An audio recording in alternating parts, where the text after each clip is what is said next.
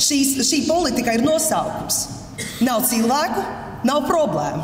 Un kurš politiķi katru dienu saka, ka mums ir jāgatavojās ilgstošam karam. Ja vienkārši tagad pajautāt, tad katrs otrais jaunietis grib aizbraukt, un es pat teiktu aizmūgt no Latvijas. Veiksmes stāsts ir tas, ka doktora zinātņu studenti saņem 200 eiro mēnesī.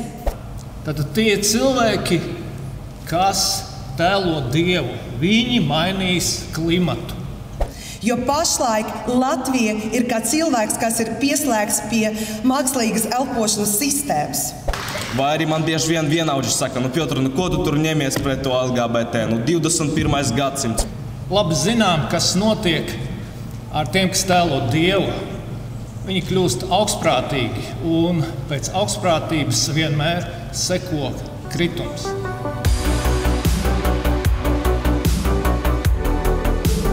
Labdien visiem! Mani sauc Adriana Martinkeviča, un es esmu jauna angļu valodas skolotāja, kur strādā valsts skolā. Es par to ļoti lepojos. Es ļoti ilgi domāju, par ko es šodien jums stāstīšu. Un es risināju, ka šodien es jums stāstīšu par to, kāds ir mūsu mērķis. Jā, tieši tā, par mūsu mērķi. Es vienmēr saku saviem skolēniem vienu lietu – mācieties un nekad nebaidieties. Nekad nebaidieties. Nevienu nekad nebaidieties. Jo tieši jūs esat šīs valsts daļa. Tieši jūs lemjat, kas ir un kas būs Latvijā. Tieši jūs esat Latvija. Un ļoti svarīgi, ka ir vienalga, kāda ir jūsu dzimtā valoda. Ir vienalga, kas ir jūsu vecmāmiņa. Ir vienalga, no kurienes ir jūsu vectēvs. Jo tieši jūs risināsiet, kas būs nākotne. Mūsu uzdevums ir izveidot valsts. Tieši izveidot. Jo pašlaik Latvija ir kā cilvēks, kas ir pieslēgts pie mākslīgas elpošanas sistēmas. Izglītība. Un es neapstāšos par to runāt. Izglītība ir spēcīgs spēks, kas var mainīt vēstures un dzīves gaitu. Kā mēs to izmantojam? Veiksmes stāsts ir tas, ka mēs aizvēram skolas un universitātes. Veiksmes stāsts ir tas, ka doktora zinātņu studenti saņem 200 eiro mēnesī. Veiksmes stāsts ir tas, ka mūsu universitātes nepiedalās 1000 labākā iestāžu sarakstā. Veiksmes stāsts ir tas, ka vietā, lai izveidot normālu, adekvātu fizikas mācību grāmatu, mēs saņemam seksuāli izglītību mācību materiālus. Veiksmes stāsts ir tas, ka eksāmena nokārtošanas rezultāts ir 10%, daudzi to pat nesaņem. Mēnesi atpakaļ es biju konferences Serbijā, kur izglītības ministrijas pārstāvi runāja par savām problēmām.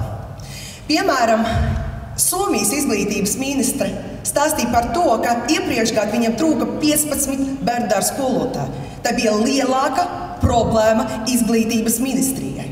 Tā bija lielāka kļūda un prioritāte. Pēc tam Portugāles izglītības ministrija stāstīja, ka viņam trūk skolotāju. Trūk mazāk nekā Latvijā, bet trūk. Un ka viņi aktīvi izteno politiku un risinājums, lai to risinātu. Kas notiek Latvijā? Latvijā mēs gaidām, kad cilvēki aizbrauks prom. Un es nejokoju. Šī politika ir nosaukums. Nav cilvēku, nav problēmu. Bet mēs esam šeit.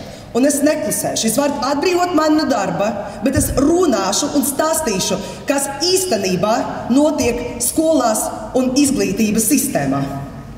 Mums nekavējoties ir jāsakārto bērnu dārzi, skolas, universitātes un neaizverot tos, bet racionāli pārvaldīt izglītības procesu. Es saku savu stāstu par to, ka es stāstīšu par mērķi. Man ir mērķis. Man ir mērķis dzīvot Latvijā, kur cilvēki necīnās par savu izdzīvošanu, kur cilvēki veido savu ģimeni, kur cilvēki veido savu nākotni, kur cilvēki veido savu karjeru perspektīvas, kur cilvēkiem ir iespēja izaugsmei. kur valsts cīnās par katru savu pilsoni, kur Latvijas iedzīvotājs un viņa perspektīva ir prioritāte, neapstrīdama prioritāte, kur valsts apmaksās biļeti uz lidmašīnu ārkārtējā situācija un nevis ne Kariņa kungam. Mēs ilgi dzīvojam grūtajos apstākļos, un šodien es runāju par izglītību, bet mūsu cilvēkiem ir grūti. Mūsu cilvēkiem ir tik grūti, ka dažreiz šīs lietas, par kurām es runāju, liekas pasakainas. Bet nē, tā ir jābūt realitātē. Lai dzīva, izglītota Latvija un tikai uz priekšu. Paldies! Kāda ir galvenā Latvijas problēma? Pati galvenā Latvijas problēma, ko mēs visi saprotam un kāpēc neviens nevar pateikt, ka tas, kas notiek Latvijā, ir pareizi. Latvija izmirst. Un kāpēc Latvija izmirst? Tāpēc, ka cilvēki negrib radīt bērnus. Cilvēki negrib radīt bērnus tad, kad viņi neredz nākotni. Bet kāda nākotne var būt vienai mazai valstī, kas atrodas blakus vienai milzīgai valstī, un kuras politiķi katru dienu saka, ka mums ir jāgatavojās ilgstošam karam? Vai šie politiķi zina ģeogrāfiju? Krievijā ir 100 reizes vairāk iedzīvotāju nekā Latvijā. Mēs nevaram atrasties ilgstošā karā ar Krieviju, jo tad mēs aiziesim bojā pavisam. Amerika var karot ar Krieviju.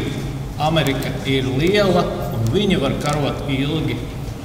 Bet mums ir jābūt tādam politiķim, Latvijas Orbanam, kas pasaka, ka Latvijas intereses ir pirmajā vietā.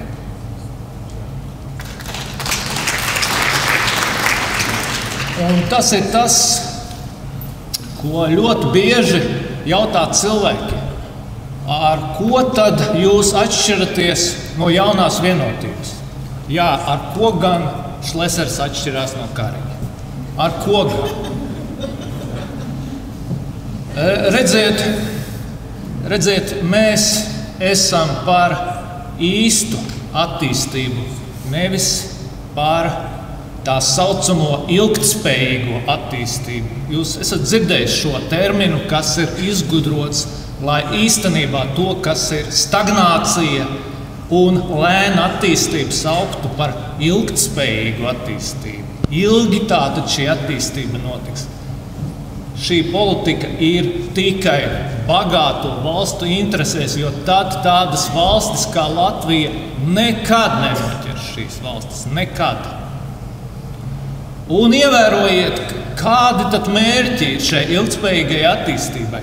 Jūs visi zināt, ka vienmēr ir mērīts iekšzemes koprodukts, iekšzemes koprodukta pieaugums, iekšzemes koprodukts uz iedzīvotāju. Bet ievērojiet, ka ilgtspējīgajā attīstībā viņi mēra dažādas citas lietas. CO2% un tā tālāk. Tātad pirmajā vietā nav nolikts cilvēks, pirmajā vietā ir nolikts kaut kas cits, un kā vārdā, jā, mēs zinām šo klimatu pārmaiņu vārdā. Tātad tie cilvēki, kas tēlo Dievu, viņi mainīs klimatu. Viņi mainīs klimatu. Nevis Dievs noteiks, kāds ir klimats, bet viņi izmainīs klimatu visā pasaulē un varbūt pat kosmosā. Ziniet, tas jau ir tas pats, kas notiek sakarā šo Stambulas konvenciju LGBT. Tātad Dievs ir radījis divus dzimumus. Bet šie cilvēki saka, ka tā var arī nebūt. Tā var arī nebūt, varbūt bezgalīgs skaits dzimumu. Tad jā. Fantāzija nav robeža. Ziniet, mēs nākam no pagātnes, kurā bija tāda valsts padomju savienība, kurā pie varas bija komunisti.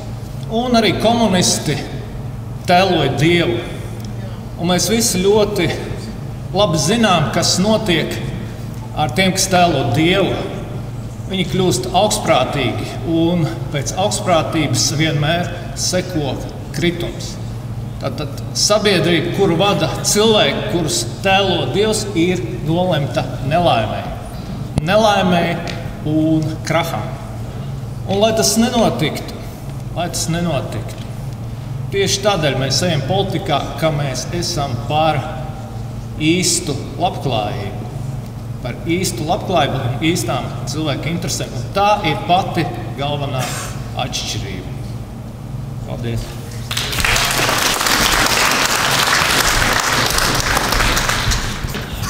Man bieži jautā, kāpēc es, diezgan neparasta situācija, kāpēc es savos 17 gados interesējos ar politiku.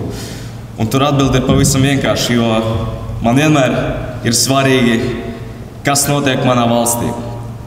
Bet uz jautājumu, kāpēc es pats kaut ko ik pa brīdim iefilmēju, iekomentēju, tad atbilde arī ir pavisam vienkārši, jo es pēc raksturu esmu tāds, ka es nekad neklusēšu. Ja mani kaut kas neapmierina, es vienmēr izteikšos un mēģināšu panākt savējo. Bet šeit ir tas pats. Mani kā jaunu cilvēku tiešām neapmierina tas, kas pašlaik notiek valstī.